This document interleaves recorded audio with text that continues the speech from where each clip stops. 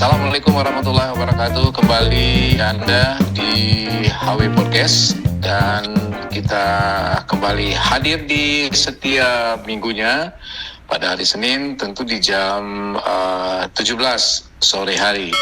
Seperti biasa di HW Podcast ini kita terus saja menggulirkan berbagai informasi-informasi tentang lingkungan, ya, isu-isu tentang lingkungan dan berbagai hal menarik yang memang asyik dan menyenangkan mungkin untuk bisa kita diskusikan bersama di dalam channel ini.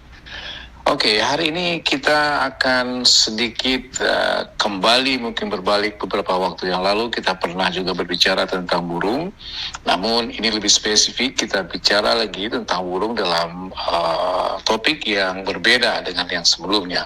Hari ini kita coba bicara tentang burung sebagai indikator kesehatan lingkungan. Nah, ini tentu menjadi menarik. Kenapa kok burung yang dijadikan sebagai indikator bahwa sebuah lingkungan itu sehat atau tidak? Kita lihat burung sebenarnya telah lama menjadi indikator. Kalau kita bicara sebagai indikator kesehatan ini, tentunya untuk lingkungan yang memang juga menjadi sangat penting sekali. Dengan daya jelajah yang luas, kemudian burung dapat dijumpai di berbagai ekosistem. Mulai dari laut misalnya, pesisir pantai, lahan basah, pemukiman, hingga ketinggian lebih dari 2.000 meter di atas permukaan laut. Populasi burung terus menurun secara drastis. Nah, dalam bulan ini, ya, kalau kita lihat data dari IUCN, ya, International Union Conservation of Nature, bahkan mengumumkan peningkatan status konservasi beberapa spesies burung pantai ke tingkat yang lebih mengkhawatirkan. Ironisnya, burung-burung ini memiliki peran besar dalam kehidupan manusia sebagai pengendali hama, penyerbuk, ya, juga sebagai penyebar biji, dan juga sebagai predator alami. Dengan lebih dari 2.000 spesies di dunia, burung adalah juga sebagai penjaga ekosistem yang sering terabaikan. Nah, kurangnya perhatian terhadap konservasi burung adalah persoalan yang serius, yang membutuhkan solusi segera. Melalui podcast ini, kami ingin mengajak Anda memahami peran signifikan burung dalam ekosistem, ancaman yang mereka hadapi, dan bagaimana kita semua dapat terlibat dalam melindungi keberlangsungan mereka. Untuk itu, kita akan coba diskusi dan juga kita akan coba mengupas isu-isu ini dengan lebih spesifik, lebih tajam, ya, melalui tentunya beberapa pertanyaan yang akan kita tanyakan nanti pada orang yang memang kompeten sekali untuk berbicara tentang ini. Baik, di HW Podcast sekarang sudah hadir Mas Teddy Wahyudi sebagai pengamat burung. Assalamualaikum Mas Teddy. Waalaikumsalam Bang. Apa kabar Abang nih hari ini? Kayaknya bersemangat sekali di hari ini Bang. Memang kita kalau bicara tentang konservasi lingkungan, apalagi tentang burung, ini semangatnya harus luar biasa, kan gitu Mas ya? Ya. Oke Mas Teddy, nanti ada beberapa mungkin yang menjadi fokus kita dalam diskusi ini, pertanyaan-pertanyaan yang sederhana mungkin, tapi kita berharap juga pertanyaan ini bisa menjawab beberapa hal yang seperti yang sudah saya sampaikan di awal tadi, ya. Kemudian juga menjadi sebuah bentuk edukasi dan juga pengetahuan bagi siapapun yang mendengarkan podcast hari ini. Baik Mas Teddy, pertanyaan awal lebih dahulu. Apa dampak sebenarnya kalau kita melihat penurunan populasi burung, ya, terhadap ekosistem secara keseluruhan? Ya. Terutama kalau kita lihat dalam perannya sebagai, tadi saya sudah sebutkan, pengendali hama, penyerbuk, dan juga mungkin sebagai penyebar biji. Seperti apa nih, Mas Teddy? Baik,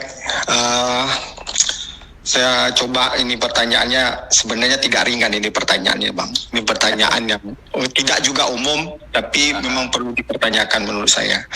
Jadi ekosistem itu bukan hanya hutan, tapi banyak lagi, misalnya perkebunan, pertanian dan segala macam ini sudah menjadi sebuah ekosistem kan. Jadi kalau di hutan itu banyak hal yang seperti hama di hutan juga ada. Tapi yang berdampak sebenarnya, dampak yang krusial itu ada untuk bagian pengendalian hama ini itu pada pertanian. Karena salah satu permasalahan terbesar itu terjadinya ledakan populasi hama. Masih ingat ketika waktu di Jawa hama ulat bulu dan banyak lagi hama-hama lain itu, atau belalang, nah itu ya seperti itu yang memang peran burung penting untuk pengendalian hama tersebut. Nah, kalau tidak ada peran burung, maka petani akan menggunakan pestisida, dan itu jauh lebih berbahaya ketimbang pengendalian itu dilakukan oleh makhluk hidup seperti burung. Jadi selain itu penyerbukan, burung juga membantu dalam proses penyerbukan. Bila burung tidak melakukan tugasnya melakukan penyerbukan, mungkin akan berpengaruh kepada hilangnya spesies tanaman. Ada spesies tanaman tertentu yang memang ketergantungan penyerbukannya itu oleh burung, atau penyebar biji. Beberapa burung ada yang sebagai penyebar biji, dan bisa jadi penyebaran biji itu terhenti ketika burung itu penurunan populasinya tinggi.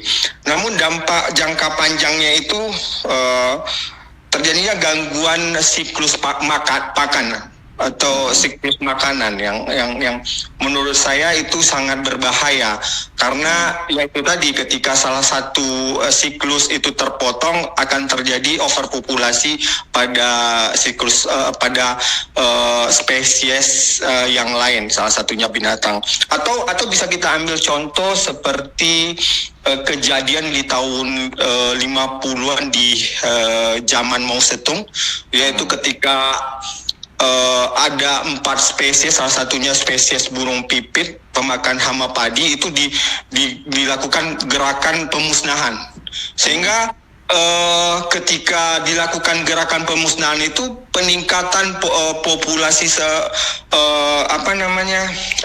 serangga itu meledak, terjadi ledakan populasi, sehingga ketika itu Cina mengalami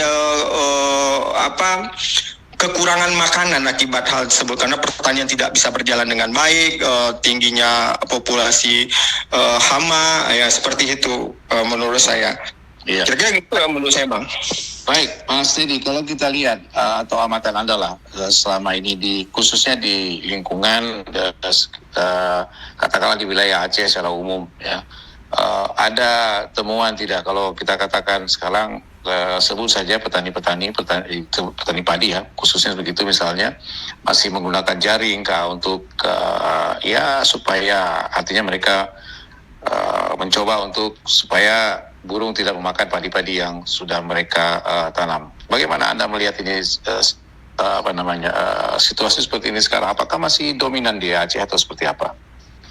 Ya, saya beberapa bulan yang lalu, ini saya baru pindah ke Banda Aceh, Bang. Beberapa bulan yang lalu saya tinggal di pesisir barat, itu di Aceh Jaya.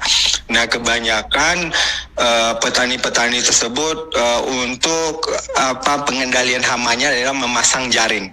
Dan teknik ini baru saya lihat sebenarnya. Karena di provinsi lain saya tidak pernah lihat, atau memang saya tidak berkesempatan melihatnya waktu itu. Nah, ledakan populasi burung pipit itu diakibatkan oleh salah satu rantai makanan terputus, yaitu jenis burung pemangsa. Jenis burung pemangsa ini kan banyak, Bang, seperti elang, atau burung hantu, atau frogmon juga, itu adalah salah satu spesies yang memakan spesies lain. Nah, ini pengontrol populasi burung ini yang tidak ada, sehingga ada beberapa populasi burung yang lain seperti burung pipit ini meningkat karena tidak ada kontrol populasinya. Nah, mungkin dalam sisi ekologi, pengontrolan populasi itu banyak apa namanya, bisa dilakukan oleh manusia. Kita bisa lihat contoh di Amerika atau di Australia, ketika populasi aligator itu meningkat, mereka diperbolehkan dilakukan perburuan. Tapi itu perlu riset yang panjang, perlu dilakukannya penelitian melihat populasinya seperti apa. Bila dilakukan hunting season atau boleh diburu, itu dampaknya bagaimana dengan yang lain ya. Itu perlu ada penelitian yang mendalam mengenai hal itu, Bang. Oke, baik Mas. Ini kita coba lihat tentang perhatian terhadap satwa ya. Kalau kita perhatikan misalnya harimau, gajah atau jenis hewan lainnya, ya orangutan misalnya. Nah itu lebih banyak mendapat perhatian. Kalau kita bandingkan dengan spesies burung, apa yang Anda lihat fenomena ini seperti apa menurut Anda? Kenapa bisa terjadi? Menurut saya ini karena spesies mamalia yang bisa dibilang itu spesies payung itu adalah spesies yang memiliki karismatik lah terutama di Sumatera, kayak harimau, gajah, orangutan, badak, itu mereka punya sejarahnya di zaman dulu, sehingga masyarakat lebih lebih mengenal lebih dalam. Dan menurut saya ada sebuah konsep, ini menurut saya Bang ya, konsep pendekatan untuk pengelolaan konservasi berdasarkan spesies payung ini menurut saya kurang tepat. Karena dasar konsep ini kan bahwa spesies tersebut okupansinya luas, terus variasi pakannya tinggi, sehingga dengan kalau kita lindungi spesies payung ini akan menaungi spesies yang lain. Tetapi saya ketika saya belajar burung, saya melihatnya hal yang terbalik sebenarnya. Kenapa? Karena ya sebenarnya yang melindungi spesies payung ini sebenarnya spesies kecil ini, Bang. Atau yang lebih sensitif terhadap perubahan lingkungan itu ya spesies kecil ini, seperti burung, herpet atau spesies lain gitu, yang bukan termasuk spesies burung. Kenapa? Kalau kita coba kita lihat, harimau itu mereka tidak terpengaruh dengan habitatnya, tapi terpengaruh pada pakannya. Selama pakannya ada, harimau itu masih bisa bertahan, arti kata. Atau gajah tidak memerlukan hutan, tapi memerlukan pakannya saja. Selama pakannya cukup, ya gajah oke aja bisa hidup. Tapi bagaimana dengan burung? Bagaimana dengan katak? Bagaimana dengan spesies kecil lainnya? Spesies yang memiliki okupansi yang sangat kecil. Ketika ada perubahan habitat, misalnya ada penebangan, mereka akan mendapatkan impact yang besar. Salah satu contoh misalnya kalau di burung, kenapa burung itu bisa dijadikan indikator? Misalnya ketika daerah itu terbuka, spesies yang misalnya spesies hutan itu, misalnya spesies pita misalnya. Pita itu dia spesies yang menyukai daerah yang tertutup, terus agak lembab, karena pakannya cacing atau serangga dan lain. Nah, ketika hitoputan itu hilang, spesies itu menyingkir, hilang juga dari daerah tersebut dan diisi oleh spesies lain. Salah satu contohnya bulbul. Bulbul itu spesies berujuk lah bahasa Acehnya. Nah, spesies berujuk inilah yang mengisi relung tadi, dan sehingga kita tahu bahwa karena burung berujuk ini menyukai daerah yang terbuka, karena dia spesies yang pemakan serangga. Nah, serangga kan daerah terbuka kan banyak gitu. Nah, pengisian relung ini, kekosongan ini itu bisa menjadi bahwa daerah terbuka, daerah yang ada spesies seperti berujuk itu adalah spesies daerah terbuka. Bisa dinyatakan bahwa spesies itu tidak ada hutan lagi gitu. Nah, sedangkan spesies pita tadi adalah spesies hutan yang memang tertutup, yang lembab, yang memang karakteristik sebuah hutan gitu bang. Mungkin menurut saya begitu bang. Baik Mas Didi. Sekarang saya coba kembali ke melihat atau mengulik dari daftar yang ada di IUCN ya, tentang status konservasi. Ya, kita bicara tentang hal burung ini. Apa sebenarnya yang menjadi ancaman terbesar nih, Mas Didi, yang dihadapi burung pantai, sebut saja begitu, dan juga mungkin burung-burung lainnya? Ya ancaman terbesar yaitu ya kehilangan habitat bang. Kehilangan, kalau di burung pantai ya mereka kehilangan daerah singgah. Oke. Salah satu contohnya Lampulo lah kita bilang. Dulu di 2015 atau 2014 atau 2015 itu saya pernah melihat lebih 5.000 burung pantai di sana. Tapi setelah terjadinya pembangunan di sana mereka bergeser, dan populasi yang saya jumpai di sana makin tahun makin sedikit. Selain itu ancamannya perubahan iklim, misalnya terjadinya badai sehingga biasanya mereka singgah di Aceh, mereka harus berputar dulu ke daerah lain ya, seperti itu. Dan ancaman perburuan dan perdagangan ilegal. Nah mungkin kalau di Lampulo itu saya di 2020 atau 2021 saya, atau kemarin beberapa minggu yang lalu bersama salah satu pengamat burung, Bang Heri Tarmizi, saya menjumpai jaring di sana, jaring yang dikembangkan ya sekitar 10 atau 20 meter, atau spesies lain seperti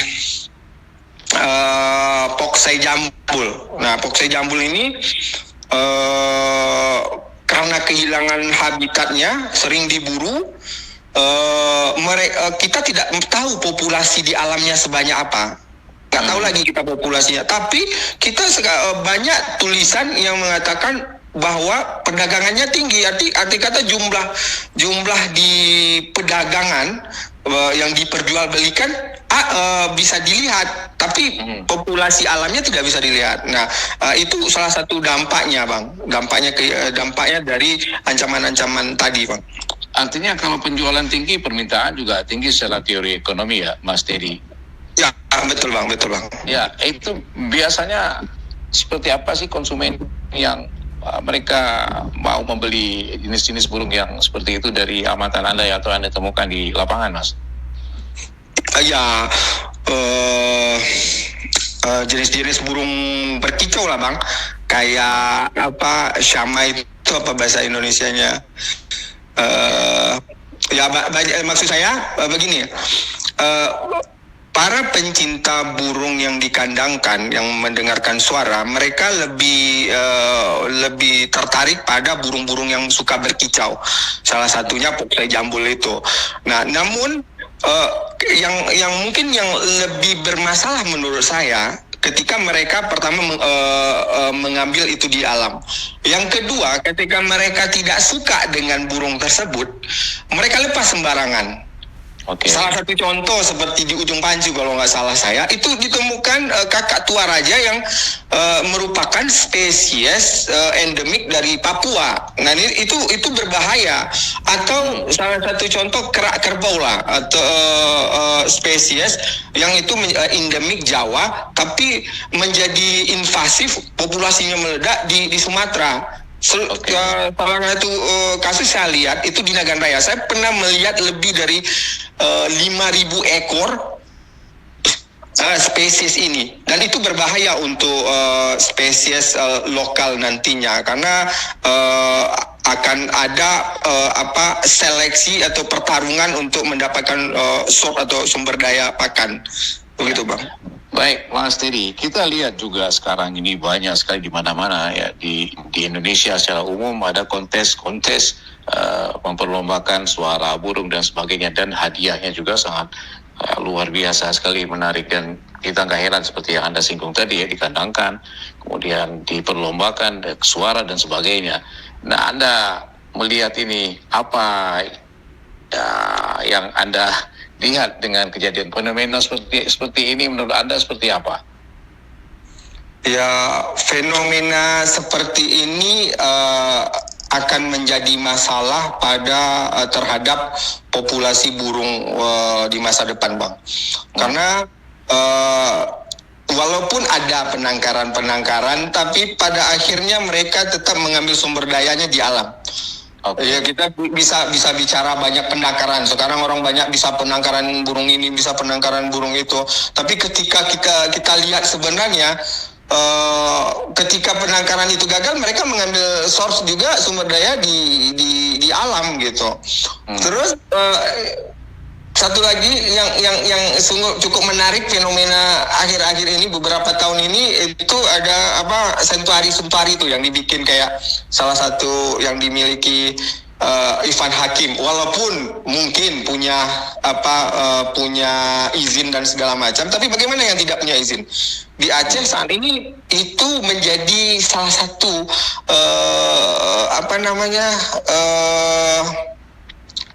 hal yang mulai populer, banyak di tempat-tempat di Aceh ini yang membuat sentuari kecil lah, dan kita tidak tahu itu punya izin atau tidak, dan itu berbahaya ketika pasti mereka mengambil source-nya itu di alam gitu. Oke. Baik Mas Teddy, nah kita sedikit mungkin saya bicara tentang teknologi ya, sebut saya seperti teknologi penginderaan jauh ya, sekali lagi khusus terhadap burung. Kemudian ada juga pencatatan tentang suara burung, atau juga pemantauan lewat satellite tracking ya.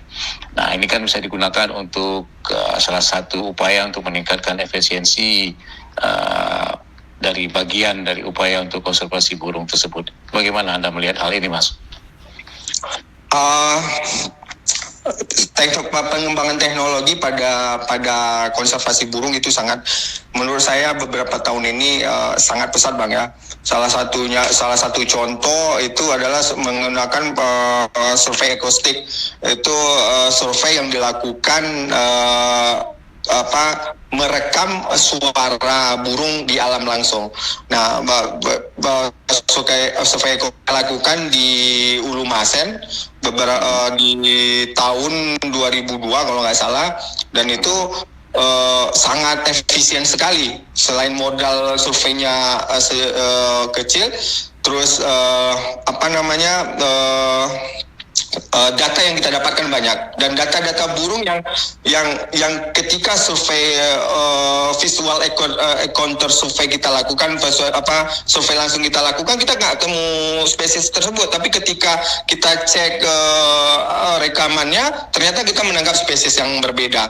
Nah, hal ini itu menambah hasanah untuk pengambilan data lebih akurat, lebih banyak, atau penggunaan GPS tracking misalnya di 2017 apa 2020 seperti spoonbill. Spoonbill itu pernah salah satu spesies paling langka yang mungkin saat ini cuma 500 individu di seluruh dunia, dan mereka pernah singgah di Aceh, dan singgah di Aceh itu diketahui dari GPS tracking. Nah, GPS tracking ini bisa diakses oleh sebanyak orang, dan banyak orang juga bisa melakukan dari data-data yang didapat bisa melakukan penelitian lanjutan untuk melihat tentang spesies spoonbill ini, Bang. Gitu, Bang. Baik, Mas Teddy. Sebenarnya masih banyak sekali hal yang ingin kita diskusikan ya, tapi kita keterbatasan waktu. Saya ingin dengar closing statement Anda tentang diskusi kita di hari ini. Silakan, Mas Teddy. Closing statement saya, mungkin menurut saya sudah saatnya kita mengembangkan atau mengajak orang untuk melihat burung itu langsung di habitatnya. Karena selain kita mendapatkan kesehatan karena kita berjalan melakukan hal itu atau beraktivitas mandiri, kita bisa mengumpulkan informasi lebih lebih banyak, sehingga data-data yang kita dapatkan dengan baik makin mengkoleksi data akan lebih baik ke depannya untuk melakukan intervensi konservasi seperti apa yang harus kita lakukan pada atau untuk burung, spesies burung. Itu menurut saya. Baik, Mas Teddy, terima kasih banyak atas waktu Anda. Ya, terima kasih banyak sudah hadir juga di HW Podcast untuk saat ini. Mudah-mudahan di lain waktu kita bisa undang kembali dengan mungkin topik diskusi yang berbeda. Appreciate Mas Teddy atas kebersamaan Anda untuk saat tadi ini di HW Podcast. Terima kasih banyak dan saya mohon pamit.